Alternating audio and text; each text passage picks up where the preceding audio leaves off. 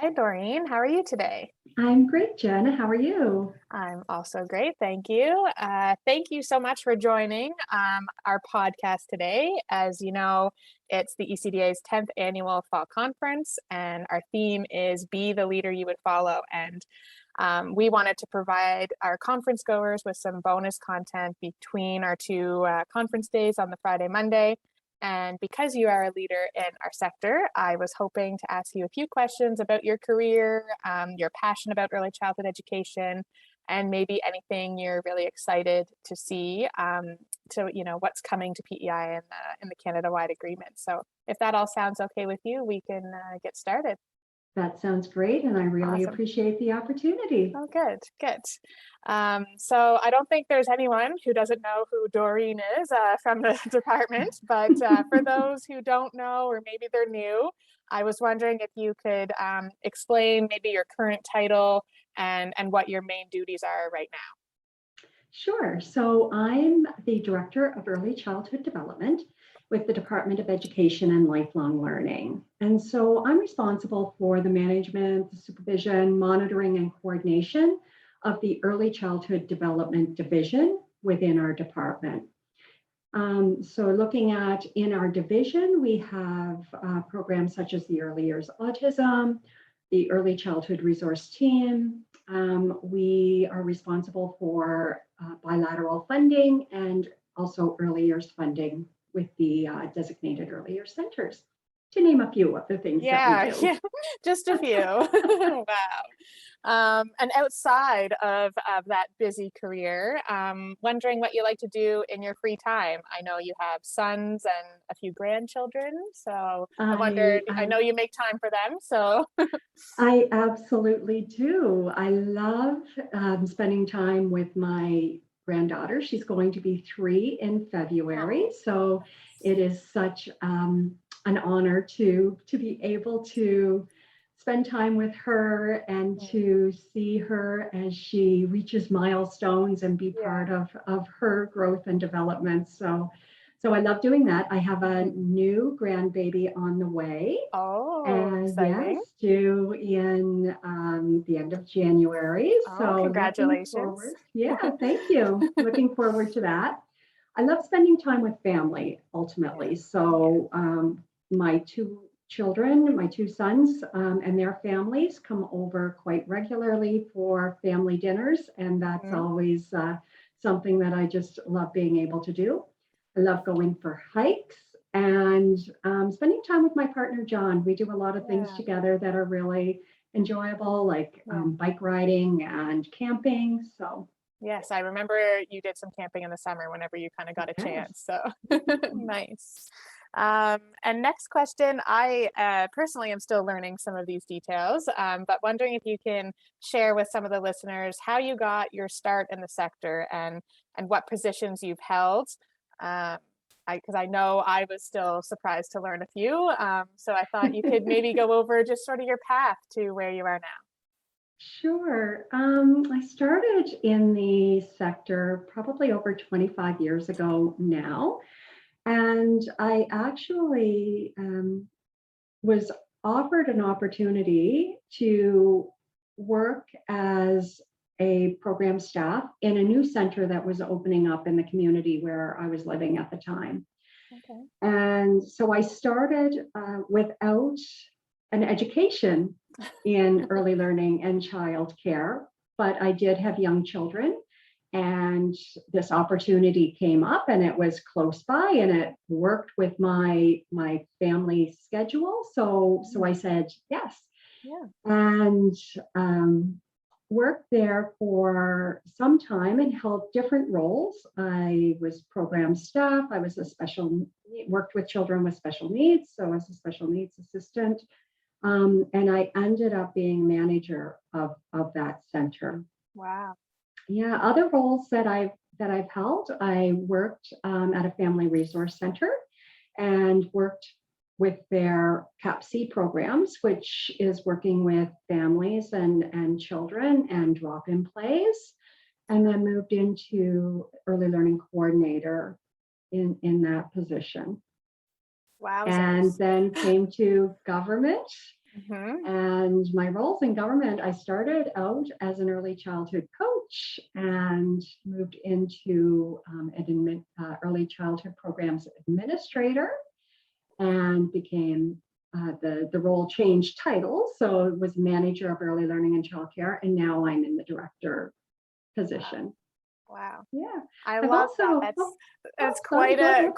I just love hearing your story specifically, just because it shows people that just there's growth in our sector, and you don't necessarily have to leave the sector. You know, Oh, you're very I much still doing that, and yeah, it's a great little path.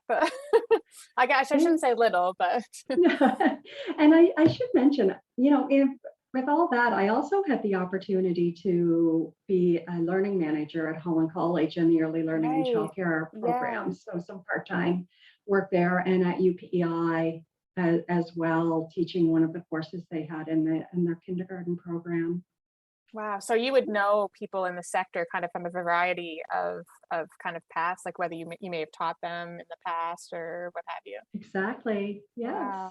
Nice. Hmm. And I think you mentioned this to me before, that you had some roles within the ECDA Association. And I wondered, what would be your initial memory when I say that? Just when you're thinking back, what would be something you remembered from being a part of the ECDA at that time? Oh, I absolutely loved my time with the ECDA and on the board with the ECDA. What comes to mind for me is approaching work with the early learning and childcare sector kind of through a different lens, or having that opportunity to be on the advocacy side and Right. to really work with a professional organization and look at what opportunities there were for growth within our sector at the Hmm. time. And for me, it was my first opportunity to kind of have a role within our sector with that lens, so that Right. Right. professional focus, professional lens. Right.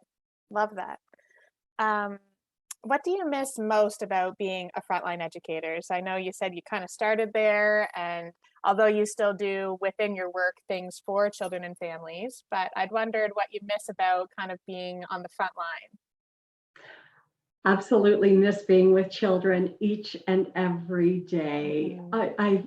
It's just the smiles that you see, and when they greet you, and you never know what they're going to kind of say or Yeah. do, and it's always something new and something different, and that's what I miss the Hmm. most about being a frontline educator. Hmm. Right. I think that's very common. Yes. Mhm.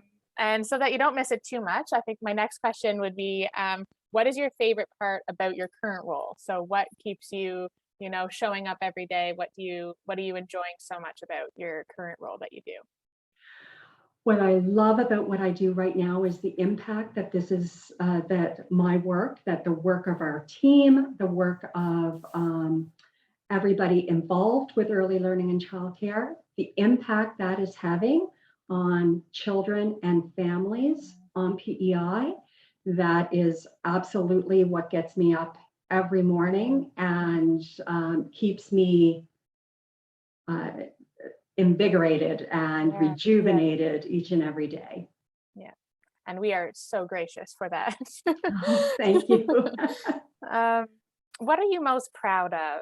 And this could be something that you've done, or like you just said, it's a team, but maybe it's something that PEI has done through work that you've been a part of, something that you're proud of. Well, I think I'll approach this through the personal lens. Yeah. When I started in early learning and childcare, as I mentioned, it was kind of an opportunity that was presented to me. I hadn't thought about being an early childhood educator. Mhm. Uh, and when I started into this work, I thought, I felt like I was doing a good job. I worked well with children. I worked well with my colleagues. I loved my interactions with families. Mhm. And then an opportunity was presented to me to actually have the education Right. behind me to become an early childhood educator. And at the time, my children were young. It was a busy family lifestyle that we had, and I was working full time. So I really didn't see how that was going to fit for me at the time. The thought of going back to school Mhm. really really scared me, even though I had taken some university courses prior to that. This At this point in my life, where I was then with a young family, I just didn't see how it was going to fit. Mhm. And then I thought I was doing a pretty good job. Others would think that I was Yeah. doing a pretty good job as well, but I didn't know what I didn't know.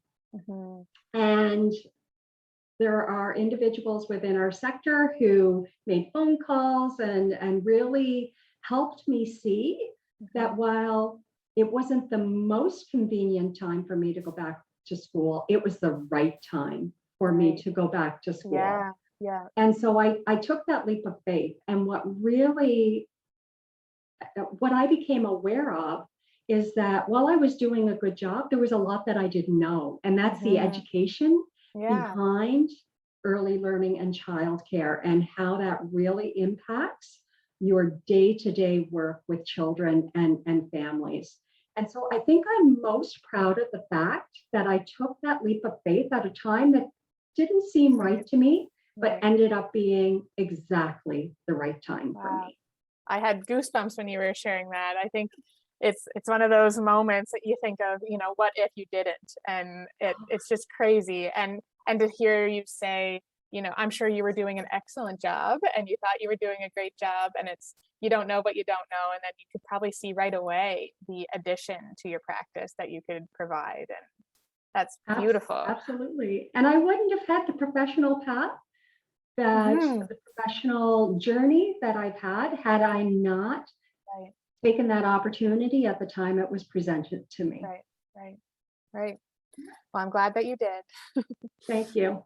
Um, with our conference theme this year, as I had mentioned, I'm wondering if you could tell us about a leader that you have looked up to or that you currently look up to, and just kind of what you've learned from them, and how you bring that into your practice as a leader of the sector. Yeah. Well, there have been a few. I think that people come in and out of your life, yeah, sorry, out of your life at times that you look back and you may not think of them as a mentor at the time, but when you look back, you realize how much you were mentored by um, an individual or individuals. So different periods in my life. And I'm not going to, take you all the way back to high school. We don't need to do that. But I'll think about early learning and childcare and what impacts me and what has had the, significant impact on me in my professional career and where I am right now. So definitely Kathy McCormick. I have Mhm. to mention her. Kathy is no longer with us, but I have learned so much from Kathy and my time spent, as a colleague with Kathy. And then when I came to government, she was my supervisor. So Okay. what I've learned the most from Kathy, I think that's had the most significant impact for me, is that this is all about children, everything we do each and every day, and to always have the child at the center of everything that we do. Not to say that other things aren't important, they Right. absolutely are. Hmm. But when we get to the other things, we need to have the child in the Right. center of what we're doing. Right. Um, I think that Susan Ashley, as my learning manager at Holland College, when I did Hmm. take that leap of faith and went back to school, I Hmm. learned so much through my time as a student at Holland College, Yeah. and have also traveled with Susan, Oh. teaching at a college, or sorry, at a teachers college in China, Oh, for a period wow. of time. So it was not her first time to China. China was my first time. And Right. so she was my guide and mentor along that journey as Wow. well. So we learned a lot from Susan. Jamie McSwain. So when I was working at the Family Resource Center, Jamie was guiding me through a lot of facilitation that I was doing. So parent education sessions, Okay. and I learned a lot from Jamie around when to speak and when to listen, and that to be comfortable with silence. Mm-hmm. And that's not always easy No. because silence can be very uncomfortable. So he helped me understand that it's okay to be in the uncomfortable because a lot can come out when you allow enough time for individuals to sit and think. So for sure, Jamie, and then Carolyn and Sonia. And, Mhm. I work with them side by side now. I learn so Yeah. much from each of them. They are brilliant women, and they are such an incredible asset to our sector. Mhm. And yes, Oh, incredible, and very fortunate to be able to work alongside that each of yeah. them. Those are all such great examples, beautiful examples. Um, in regard to the Canada-wide agreement that PEI has signed, if there was one thing that you're most excited to see come, what would that be? And if you can tell us that. Well, you know what, Jen? This one's really, really tough because there are so many wonderful I initiatives know. in the Canada-wide Yeah. action plan, Hmm. and each of them stand on their own merit and have impacts to different groups of individuals that I am excited for, Hmm. and I can't wait to see these initiatives unfold over the next year or two. Hmm. Hmm. So I'm going to say that I can't pick Yeah. one because That's I get excited over each I of know. them. You know what? It leads me, and I said this, I was sort of embarrassed when I said this out loud. But I said it's like we got everything we wished for Christmas. And it benefits families, it benefits ECEs. You're right. Like there's so many good things, which we're so lucky that this is our issue right now that we can't pick one to to Absolutely, I highlight. agree. um, this sort of goes above or goes with the above question, but just looking at what might be your vision for PEI's early learning and childcare system down the road, maybe 5 years or 10 years. If we could fast forward, what are some of the things you would love to see that have been in place? If you could kind of, I know there's going to be probably a lot, but if you were to look ahead, what would be kind of a vision that you'd like to see? Well, I think that we have an early learning and childcare system that is strong, that is really grounded in the image of the child, and environments, interactions, experiences for children I think we're in a really good place. That Mhm. doesn't mean that there's not room for us to build on that and to further develop Mhm. and grow. So I look forward to investments that we're going to be able to make Mhm. uh, over the coming years to strengthen those the work that we do each and every day for the children in our province. I also look forward to the work that we're doing with early childhood educators Yeah. and the impact that I think that we're going to make in strengthening our early learning and childcare system with the education opportunities that are going to be presented for individuals Yeah. to gain a credential in Mhm. in early childhood education. For Mhm. me, based on my experience and my journey to get from beginning to work in a center as somebody who just had an interest and an opportunity to where I am now. Education has been a significant component of that. And so I look forward to those investments and to see in 10 years' time what impact that will have made in the strength of our workforce and in our system. I love And that. then, I love your motivation to that, because I think even just with going through the agreement process, PEI, we're the envy of many provinces and territories for, things that have been in place already. And it's nice that, we're not just kicking up our feet and being like, we've done that and we've got this. You're right. We can always continue to strengthen and continue to just grow. And I love that you say that, because I think there's a lot of great things coming, but there's still lots of work that we can be doing to make it even better. absolutely. And I just want to mention one other kind of area, and I think that's the commitments to the provincial announcements around decrease in parent fees, and then also further decreases that are identified in our Canada-wide action plan. So that's going to have a real impact for families, and I look forward to that over the coming years as well. Yeah, me too. Me too. Well, thank you so much, Doreen, for taking the time to speak with me and to our many listeners.